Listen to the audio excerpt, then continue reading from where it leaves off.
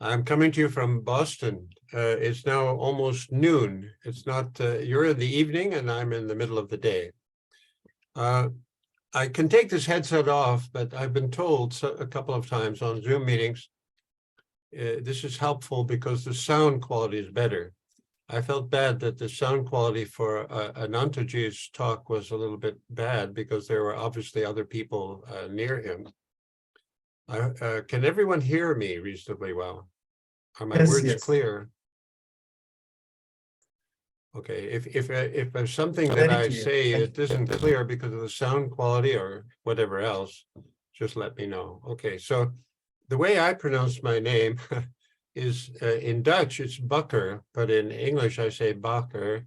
It's not Baker, it's two K's in there, so it's not the traditional English Baker. And the university where I taught for 35 years is called Guelph in English. That's an Italian spelling of an old Germanic word, the Welfen. Perhaps someone in the audience knows all the history of the Holy Roman Empire and the conflict between the Guelphs and the Ghibellines. If you know about that, you'll understand why my university was called the Royal City. If you don't know about it, just feel free to email me. After this talk, feel absolutely free to email me. I'll put the email in the chat. I'm also on academia.edu. But I signed my academic publications in an awkward way because my name is extremely common. That's very clear to people who speak Dutch, Flemish, or Afrikaans, but it's absolutely not clear to people who speak English or French or German. So I sign it J.I. Hansbacher or J.I. Bakker or Johannes Hansbacher to distinguish myself, for example, from the very well-known Sanskrit scholar Hans Teve Bakker, who some of you may have read. He's done excellent work on the study of Sanskrit and early medieval Indian civilization, but I'm not him. I'm not Hans T. Bakker. And unfortunately, he often signs his name simply as Hans Bakker. Most people know me as Hans Bakker, so many people confuse me with him. And there are hundreds of people with my name. So if you're looking me up, it's not always clear who you're getting. I've had many people approach me thinking that I was Hans Bakker. I even got a letter from Yale University inviting me for a one-week seminar, all expenses paid. But it was absolutely clear, of course, that they weren't inviting me. They were inviting Hans T. or Hans Teve Bakker. Okay, that's preliminary. Now, my PhD was in 1979 at the University of Toronto in Canada. It is one of the best universities in Canada, and it's a world-class university, no doubt. But in the 1970s, it was a very tumultuous time because of the politics, and there were great deals of very stimulating conflicts among the 60 faculty members, professors, not just instructors. I was an instructor, but there were 60 professors at the University of Toronto, and they had a wide variety of opinions. And I was very much in a quest for knowledge. And after much laborious work, I'd settled on doing my dissertation about colonialism in Java in the 19th century. And then once I had decided on that and had worked 1 year in the Arsip Nasional, the National Archives in Jakarta, I didn't know what to do with all that archival information. I had all this information. It was beautiful, wonderful. But what to do? So I got advice from various people. I can tell you all the details about the people and why they gave me the advice. So I settled on 19th century Java. It was just mentioned that I'm also a student of Clifford Geertz. Geertz is actually a Dutch name. The Z or Z at the end of his name, Geertz, is in Dutch is Geertzoon, the son of Geert. People don't know that, but he was an American anthropologist, symbolic or cultural anthropologist, and his work is amazingly good, and his wife's work is amazingly good. Hildred, or Hilly, is very good. And the two of them have made a major contribution to study of Indonesia. But I believed when I wrote my dissertation, and I still believe, that his book, Agricultural Involution, is misleading. So I could tell you more about that if you wanted to know. In any case, what was the key from Max Weber that I eventually settled on in doing my dissertation was an ideal type model for comparative historical analysis called patrimonialism. Now, I find English speakers have a really hard time with that word. It's very common for people who have a Latin-based language like French or Italian or Romanian or Portuguese to understand the term patrimonial. And in Quebecois French, they talk about patrimonie as our heritage. But heritage, in this case, is misleading as well in terms of what Weber was writing about. He used the Latin-based word. He was not only a sociological theorist, but a political economist and a very advanced thinker in terms of jurisprudence. And he knew his second dissertation, in Germany, you had to write 2 dissertations. The second is called Habilitationsschrift. His second dissertation was about Roman law. So he picked up this term partly from his knowledge of Latin and Greek and Roman law. And for the last 45, 50 years, I've been trying to refine this. So I have many, many writings about patrimonialism, and I've learned a great deal about that concept since my dissertation in 1979. And again, if anybody wants to ask me about it more and talk about it. But what I want to stress here today is to move a little bit beyond what my colleague and friend and guru, Anantagiri, said. I don't really accept what he said in the way in which he said it. So part of the problem in English is the word domination. I'm not fluent in German, but I'm very good in German. And the German word used in Max Weber's original writings that some of you may be familiar with is Herrschaft. Now, Herrschaft doesn't mean literally domination in the way in which that word is usually used. It means legitimate authority. So maybe we could switch to those few PowerPoints that I quickly put together. Is that possible? Should I share the screen again? Could you share the screen with the PowerPoint, please?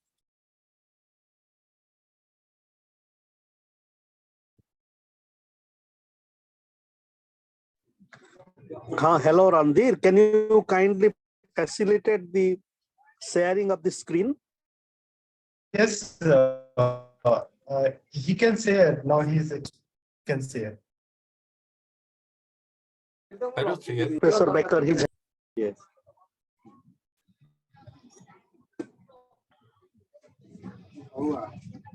Hello, Minathi. Are you there? Can you call Randir to help us, or you can allow the screen? He can share. Because he can share. He can share.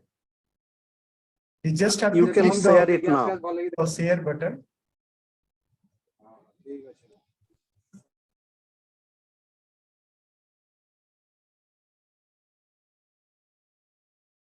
We had shared it before, but when I go to shared screen now, I don't get it. You have to share it again, I think. Okay, I'm going to try, but it doesn't pop up here. I'll try files. No.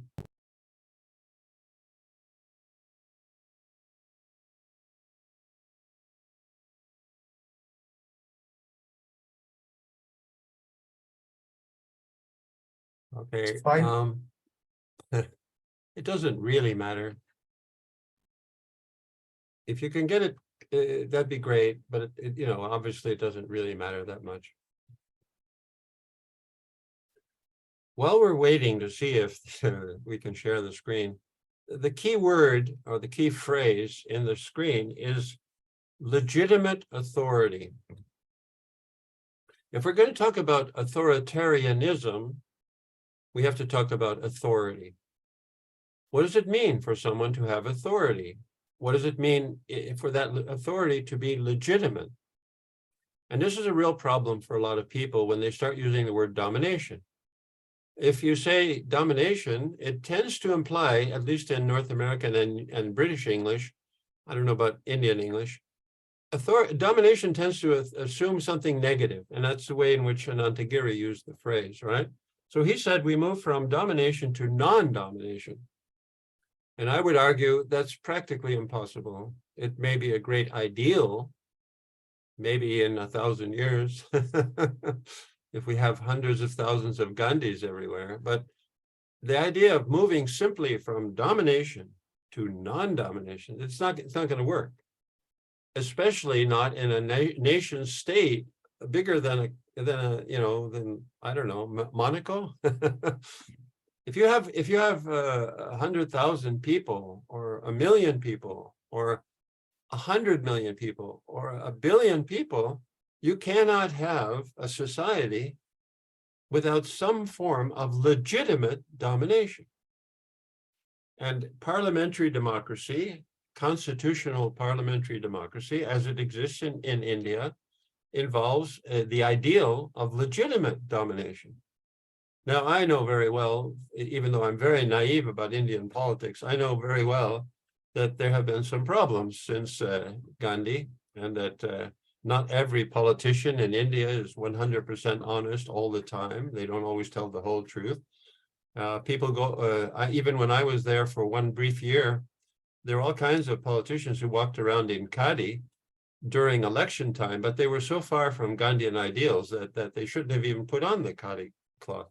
We used to walk around in khadi, we were very proud of it, but we were very naive.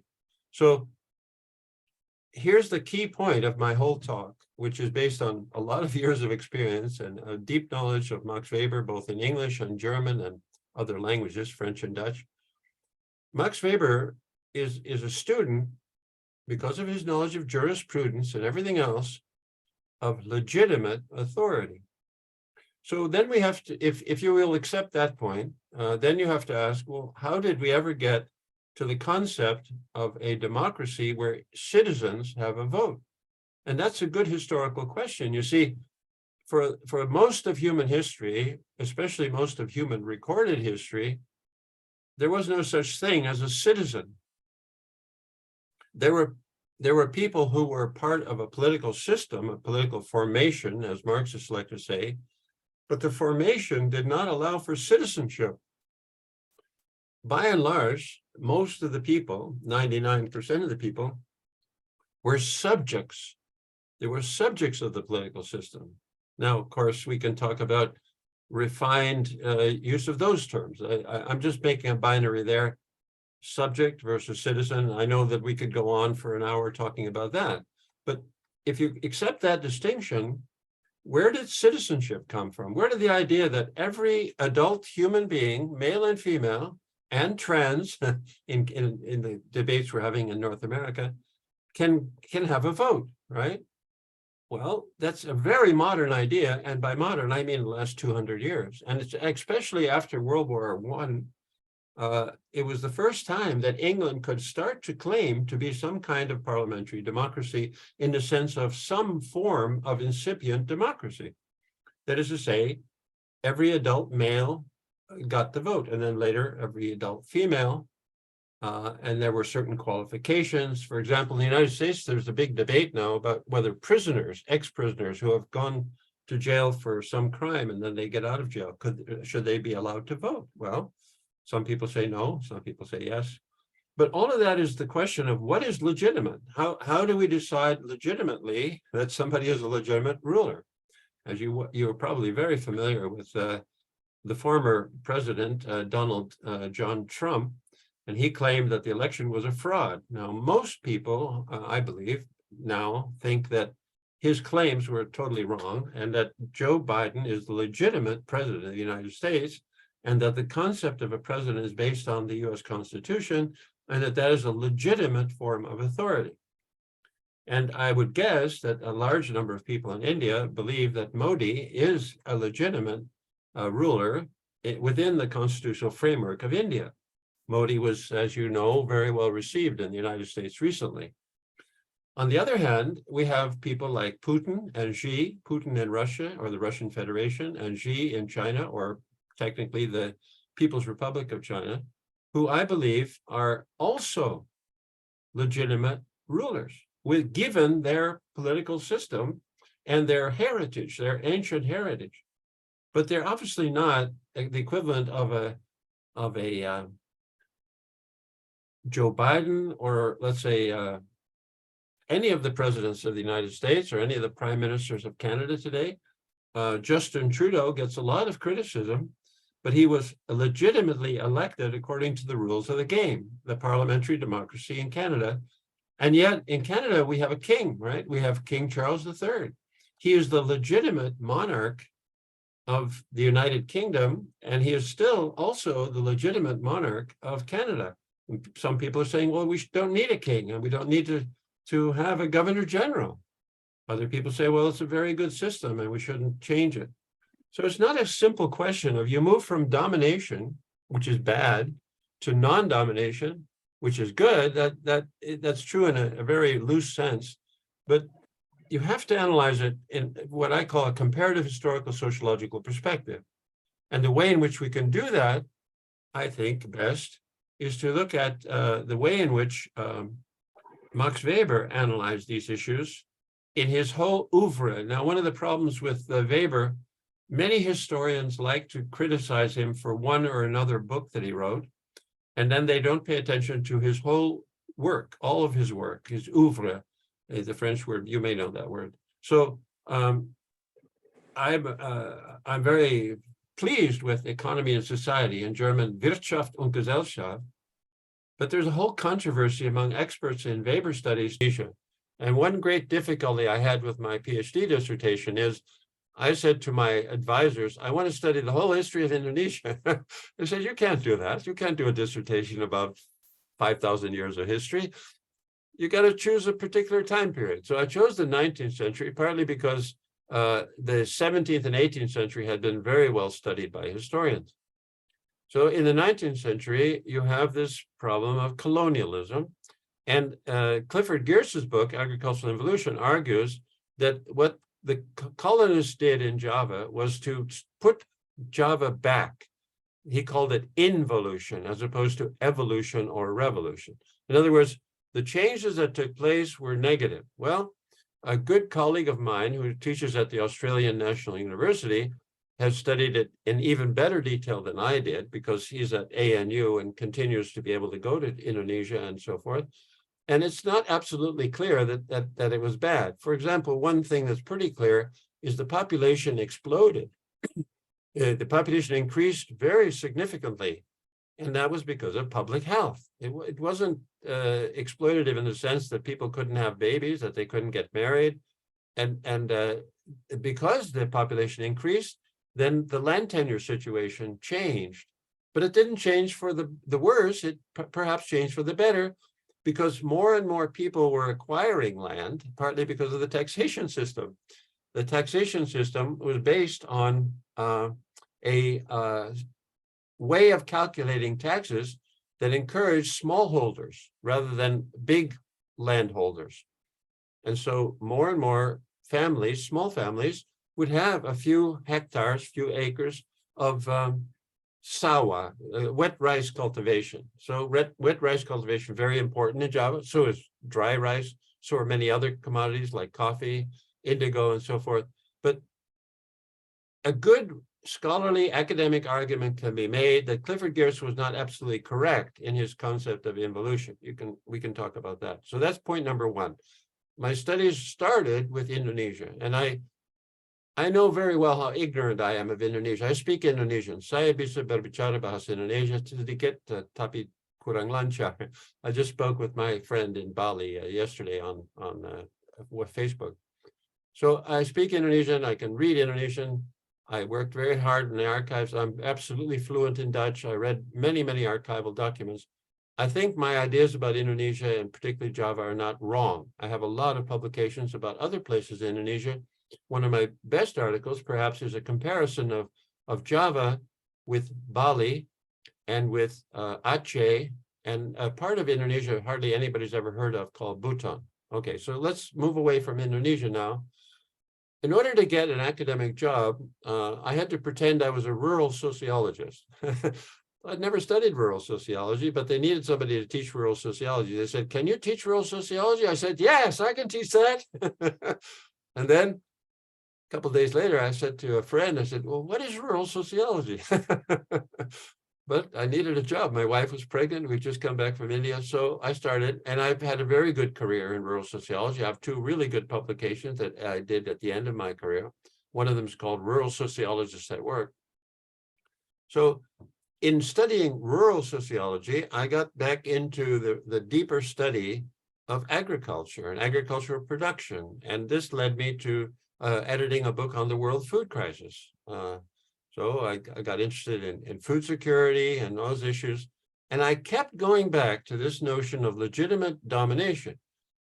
Now, we know the crisis in Sudan. There's a huge fight going on, and at least 10,000 people. I've read different news reports. Some people say 400, but I think a large number of people, let's not say a number, but a large number of people have died in Sudan because they're trying to decide who's the legitimate authority. And they're not trying to go to a democracy. They're not trying to go to ahimsa and non-domination. They're trying to decide which of these 2 leaders is right. Similarly, you know about the Ukraine situation, and you know about the special military operation. I believe that Putin is a patrimonial ruler. And in that sense, he's a legitimate ruler in his own constellation in the history of Russia. I don't accept him being the kind of a leader I would consider ideal, but I do understand why millions of Russians do think he's the legitimate ruler. And if you followed the news in the last 48 hours, that's a real question. So I'm trying to say that I started with Indonesia. And the second point is, because of my background in rural sociology, not only was I then exploring these issues in a much broader context, but I got the opportunity to go back to Indonesia and work as what they called a rural development expert or community development expert. Well, I'll tell you very honestly, I wasn't an expert. I knew some things. I had some common sense understanding. I knew a lot about research methods and statistics, but I learned more from the people in Sulawesi, Indonesia, than I ever taught them. They taught me a great deal, but I did learn that. I learned the on-the-ground situation in a very poor part of Indonesia. Southeast Sulawesi was at the time I was there a very poor region, and I even studied a ethnic group called the Bajo, the sea nomads. Sometimes people say Bajau. Some of you may have heard of the sea nomads of Southeast Asia. So this also, made me more aware that a country like Indonesia, you can't just suddenly jump from domination, colonialism, imperialism, to pure legitimate authority. And I just recently read a most excellent article on the history of Indonesia since the fall of Suharto. Well, everybody said, oh, Suharto, he's a terrible ruler. And now we have democracy. Well, this article that I'm referring to, which I'd be glad to send to people, by Peter Carey and a colleague from Java, makes it clear that to be a legitimate ruler like Jokowi in Indonesia today is not a matter of some suddenly becoming a Gandhi. And Gandhi wisely did not become the first prime minister of India, as you well know. And Nehru was quite different than Gandhi in many ways. Jayaprakash Narayan was quite different from Gandhi, et cetera, et cetera. Okay, so now the third and final point to kind of conclude this, and hopefully I haven't gone on too long. You take all of that, you take Max Weber's ideas about patrimonialism in his book, Economy and Society, and other of his writings. You take a wide understanding of food issues, agricultural issues, environmental degradation. What is the legitimate authority of a world political body like the United Nations? The United States has just recently rejoined UNESCO. I think UNESCO is a wonderful organization. And I think that kind of organization has legitimate authority. So they have designated some sites around the world. One of those is Borobudur. Many of you may know Borobudur in Central Java. That's a UNESCO site, and it gets funding from the United Nations, as it does from the Indonesian government and other groups, Japan and Australia. Well, I think UNESCO has legitimate authority to designate some place as a legitimate World Heritage Site. Same thing with UNICEF, same thing with the World Health Organization. But there are many, many people in North America who don't want to contribute any money, especially the United States and states like Texas and Arkansas. They don't want to give money to the United States nations. They want to keep it all to the United States. They don't understand how the United States is a neo-imperialist power. So the implications, I believe, of this whole thing are very relevant to India today, but I would certainly hesitate to start even beginning to talk about Indian politics because I have not been studying it. I only know what I read in newspapers. I have a very superficial knowledge of politics in India today. But I think the deeper sociological issues, the comparative historical sociological issues, and Max Weber's ideal type models are very relevant. And if any of students here would want to study Weber or try to use his ideas, I wouldn't be in the least unhappy if you criticize him. I'm a social scientist. I'm not a dogmatic politician trying to convince you to vote for me. I'm a social scientist. I want to learn the truth and the whole truth and nothing but the whole truth about these kinds of issues. But I do believe the ideal type model of patrimonialism as expressed by Max Weber after many years of experience, at least 50 years of experience, is a very worthwhile way, a very heuristic device to approach these things. Now, to me, it's almost like common sense, but I have lots of friends in Canada who I see very regularly who couldn't care less about this. You know, they may not be sociologists, they may be crop scientists or organic chemists and so forth. To them, this is just all nonsense, but it's not nonsense. It's social science. It's a little bit equivalent in one way, in my thinking, at least, to the discovery of continental drift and tectonic plate theory. When Alfred Wegener first produced it in 1926, everybody thought he was crazy. And when Max Weber first published these things, when he was still alive, and then his wife, Mariana Weber, put it together in 1922, a lot of people didn't accept it, especially Marxists. I wish they had paid more attention to him. And there's a big debate, as many of you know, in sociology. Is it Marx versus Weber, or is it Marx and Weber? Well, I better shut up now. I've talked too long. But do feel free to ask me any question whatsoever. Thank you for your